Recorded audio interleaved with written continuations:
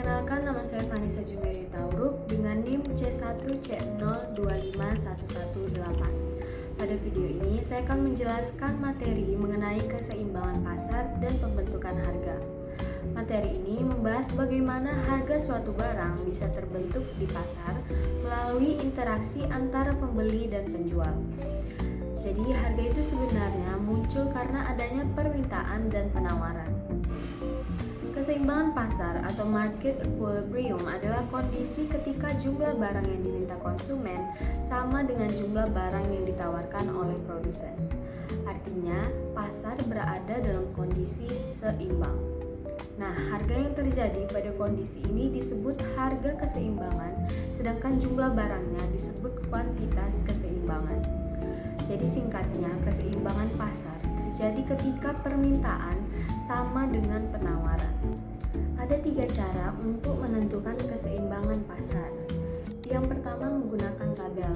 Kita melihat data harga, jumlah permintaan, dan jumlah penawaran.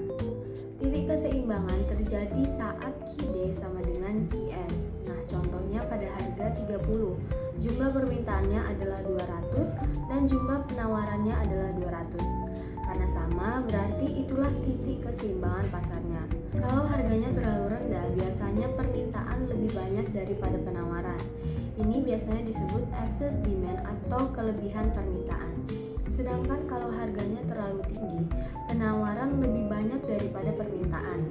Ini disebut excess supply atau kelebihan penawaran. Yang kedua, menggunakan grafis.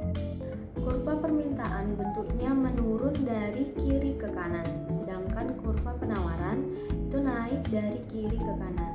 Nah, titik pertemuan kedua kurva itu disebut titik equilibrium atau titik keseimbangan.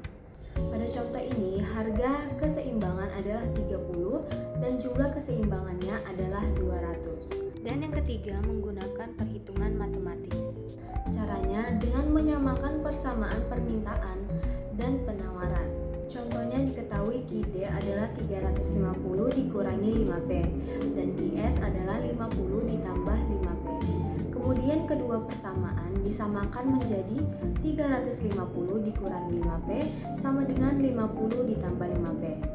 Lalu kita pindahkan angka dan variabelnya sehingga diperoleh negatif 10P sama dengan negatif 300. Setelah dibagi negatif 10, maka diperoleh P sama dengan 30. Nah, langkah berikutnya adalah mensubstitusikan nilai P yang tadi, yaitu 30, ke persamaan permintaan. Sehingga Q sama dengan 350 dikurangi 5 dikali 30. Hasil akhirnya adalah Q sama dengan 200 unit. Jadi, titik keseimbangan pasar terjadi pada harga 30 dan jumlah barang 200 unit. Keseimbangan pasar bisa bergeser karena faktor harga maupun faktor di luar harga. Nah, ada 4 kemungkinan pergeseran kurva yang mempengaruhi equilibrium. Yang pertama, jika permintaan bertambah, yang dimana kurva permintaannya bergeser ke kanan. Akibatnya, harga keseimbangan naik dan kuantitas keseimbangan juga bertambah. Ini terjadi misalnya saat pendapatan masyarakat meningkat. Yang kedua, jika permintaan berkurang, yang dimana kurva permintaan bergeser ke kiri, akibatnya harga dan kuantitas keseimbangan turun. Yang ketiga, jika penawaran bertambah, yang dimana kurva penawarannya bergeser ke kanan. Nah, akibatnya harga turun, tetapi kuantitasnya bertambah. Ini biasanya terjadi karena kemajuan teknologi produksi. Yang keempat, jika penawaran berkurang, yang dimana kurva penawarannya bergeser ke kiri. Akibatnya harga naik dan kuantitasnya berkurang. Jadi perubahan permintaan dan penawaran akan mempengaruhi harga keseimbangan pasar. Selain keseimbangan pasar, ada juga yang disebut dengan surplus. Surplus konsumen adalah selisih antara harga maksimum yang bersedia dibayar konsumen dengan harga yang sebenarnya dibayar. Sedangkan surplus produsen adalah selisih antara harga yang diterima produsen dengan harga minimum yang bersedia mereka terima.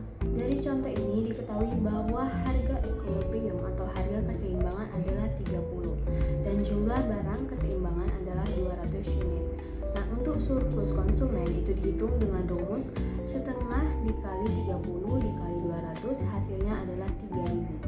Sedangkan untuk surplus produsen itu dihitung dengan rumus setengah dikali 20 dikali 200.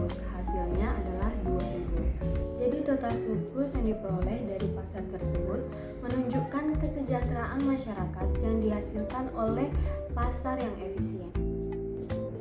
Jadi bisa disimpulkan bahwa keseimbangan pasar itu terjadi ketika permintaan sama dengan penawaran.